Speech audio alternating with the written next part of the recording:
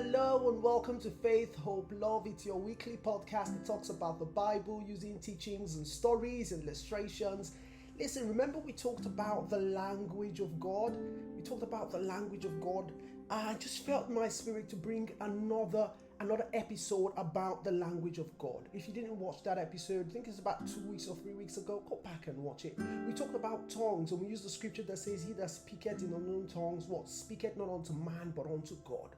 And we said that that's the language of God. We talked about how it builds you up. He that speaketh in unknown tongues, edifieth himself. We say you build up your spirit, your soul, and your body. Remember that episode? Well, I just want to talk about it a little bit more. In 1 Corinthians 6 verse 17, the scripture says, but he that is joined unto the Lord is one spirit. Remember, God is a spirit. When you get born again, you are joined unto the Lord. So you are one spirit. So God is a spirit, you are also a spirit. So you are one spirit now.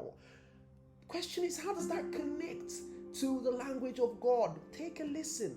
Do you remember Ephesians 5? Can I take it to Ephesians 5 verse 18? Let's go to Ephesians 5 verse 18 and maybe till 19. The scripture says, and be not drunk with wine wherein in excess, but be filled with the Spirit, speaking to yourselves in psalms and hymns and spiritual songs, singing and making melody in your heart. My emphasis is being filled with the Spirit. So you can be filled with the Spirit. The word here is plural, to be made full. What does that mean? So think about it.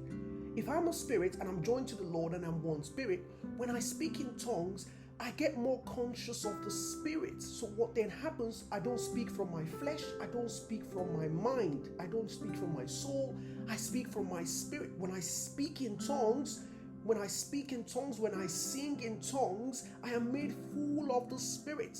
And so I speak from the Spirit. That is an important, very important thing to do with the language of God. Tongues, it makes you full of the Spirit, and so you can speak over your life. And because you are one spirit with God, when you speak from the Spirit, you are actually speaking, but it is God who is speaking.